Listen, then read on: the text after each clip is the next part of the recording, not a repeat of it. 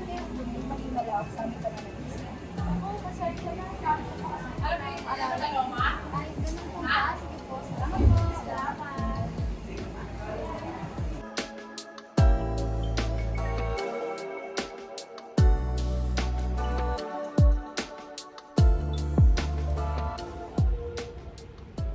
Dito kaya sa library. Ano pa natin muna?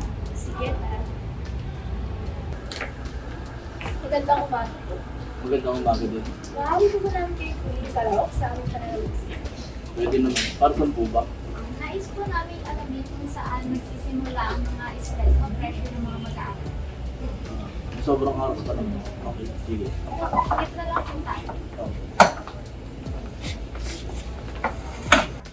Magandang umaga po. Kami po ay mga mag-aaral ng Jose Rizal University na kumukuha po ng kursong psikolohiya. Ako po si Maika. At ako naman po si Ella. Ngayon po tayo ay magsasagawa ng interview at hihingiin ko lamang ngayong permiso kung okay lang po ba na i-record namin ang ating mapag-uusapan ngayon.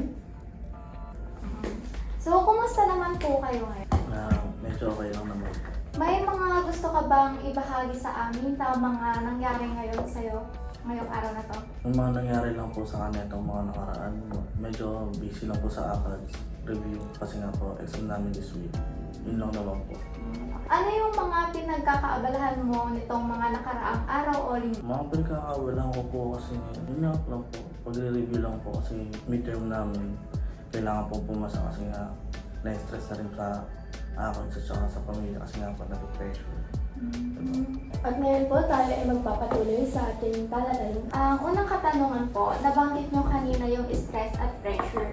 Sa tingin nyo po, saan po nagsisimula yung stress o pressure na nararamdaman nyo? Paumanhin, ngunit hindi ko ata masasagot yung katanungan na yan kasi masyadong privado at confidential yung pinagmumulan ng aking stress. Kayo naman po ay makakasiguro na ang ating mapag-uusapan ngayong araw ay objektibo lamang sa aming pananaliksik at ito ay hindi makakarating kung kani-kanino. Hindi po siya lalabas sa app na sulok ng silid na to. Para lang po siya sa layunin ng pag-aaral. Tulad nga po ng nabanggit ko kanina, yung pinag-ugatan ng aking stress ay tungkol sa ACADS at saka sa pamilya, nape-pressure kasi kailangan makatapos, kailangan may mataas na grade. Medyo nahihirapan kasi makasunod dun sa mga alituntunin ng school ng ating paaralan dahil marami tayong sinusunod sa mga lesson kaya mahirap tayong kuha kaagad ng mataas na grades. Yun nga, nape-pressure ako sa magulang. Sa iyong palagay, paano nakaka-apekto ang stress o pressure sa iyong academic performance? Sa akin palagay naman ay nakaka-apekto to dahil tuwing mag-aaral, papasok ka sa eskwela, maririnig mo sa sarili mo na kailangan mo makatapos, kailangan mong mag-aral, masusundan pa ng mga lesson na hindi mo pa masyado naiintindihan. Kahit na naiintindihan mo naman siya ng una, ngunit mabilis mo siyang nakakalimutan dahil sa dami ng subjects, ganyan.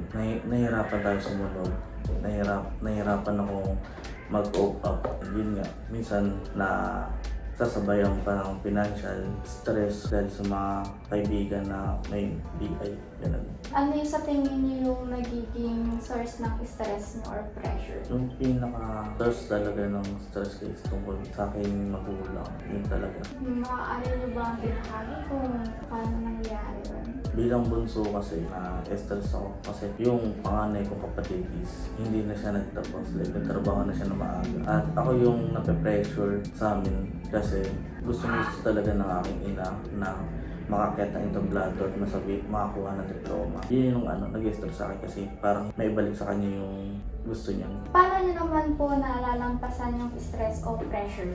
Nalalampasan ko siya kapag nag-a-unwind ako, umaalis ako, gusto ko mapag-isa, naglalaro ako para matanggal yung stress ko. Ngayon po, tapos na po yung ating tatanungan. Maraming salamat po. Ako po ulit si Maika.